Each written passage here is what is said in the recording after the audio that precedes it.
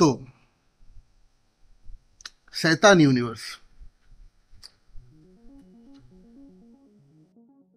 অনেকদিন ধরে একটা পোস্টার রিভিল হয়ে মানে ভালো ভাইরাল হয়েছিল, যেটা হচ্ছে মা।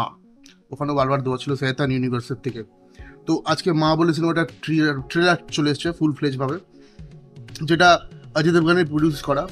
তো শয়তান ইউনিভার্স অ্যাকচুয়ালি ওখানেও দেখাচ্ছে যে শয়তান ইউনিভার্স থেকেই বিলং করে। সেটা শয়তান আমাদের 2024 রিলিজ হয়েছিল, মারাত্মক হিট হয়েছিল, দারুণ একদম। আর মাধবনের যে পারফরমেন্স সেটাতে মারাত্মক হয়েছিল, খুব সুন্দর লেগেছে, হলে এক্সপিরিয়েন্স খুব ভালো ছিল। এবার মায়ের ট্রেলার চলে এসছে। কেমন লাগলো ট্রেলারটা?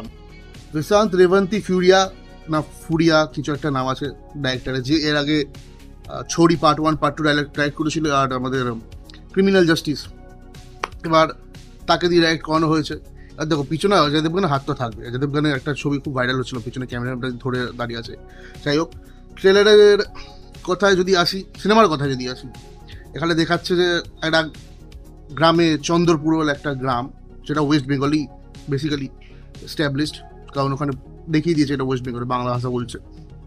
তার মধ্যে একটা মানে জঙ্গল আছে, যেখানে কিছু বছর ধরে মেয়েদেরকে বলি দেওয়া হয়। মেয়েদের মানে ছোটো বাচ্চা মেয়েদের তুলে নিয়ে যায়, বা ওখানে একটা দৈত্য আছে যে মেয়েদের বলি চায়। সেটা একটা ছোটো ফুটেজ আমরা দেখতেই পেয়েছি ট্রেলারে, যে একটা বাচ্চা মানে নবজাত শিশু যেটাকে বলে, সদ্যজাত শিশু, তাকে নিয়ে গিয়ে তাকে বলি দেওয়া হচ্ছে। সিনটা খুব মানে ইয়ে ছিল আর কি, ডেডলি ছিল। তো জানি না সিনেমা কিরমভাবে দেখিয়েছে। তো সেখানে কাজল আর কাজলের মেয়ে চলে আসে। তো সেখান থেকে বাঁচার জন্য কিছু একটা কেস হয়, যার জন্য কাজলের মেয়েকে বলি দিতে হবে। এটা হচ্ছে মানে বেসিক কনসেপ্ট যেটা সিনেমা দেখি।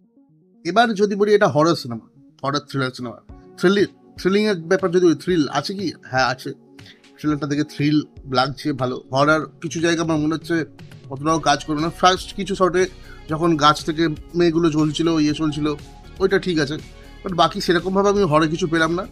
তবে কাজলের পারফরমেন্স, রনিত রয় আছে, পারফরমেন্সগুলো দেখে মনে হচ্ছে প্রমিসিং লাগবে। আর ভালো লাগছে, খারাপ না। এবার যেহেতু এটা ভিএফএক্স হেভি সিনেমা খুব একটা, ঠিক আছে, ভিএফএক্স হেভি সিনেমার মধ্যে তুমি অনেক জায়গায় দেখলে লক্ষ্য করবে যে দিনকে রাত বানানো হয়েছে। কিছু জায়গায় ভিএফএক্সগুলো খুবই ডাল লাগছে। জানি না সিনেমা হলে মানে হলের পর্দায় কিরম লাগবে, বাট যদি বেশি টাকা খরচা হয়ে থাকে তা সেই অনুযায়ী এটা ভিএফএক্সটা খুবই ডাল লাগছে। সেই হিসাবে অনেক জায়গায় বোঝা যাচ্ছে, পুরো ক্লিয়ারলি বোঝা যাচ্ছে। বিশেষ করে গাড়ির যে সিনগুলো দেখাচ্ছিল পুরো রাত মানে দিনের বেলা শ্যুট করা, এটা তো পুরো একদম সুন্দরভাবে দেখা যাচ্ছে।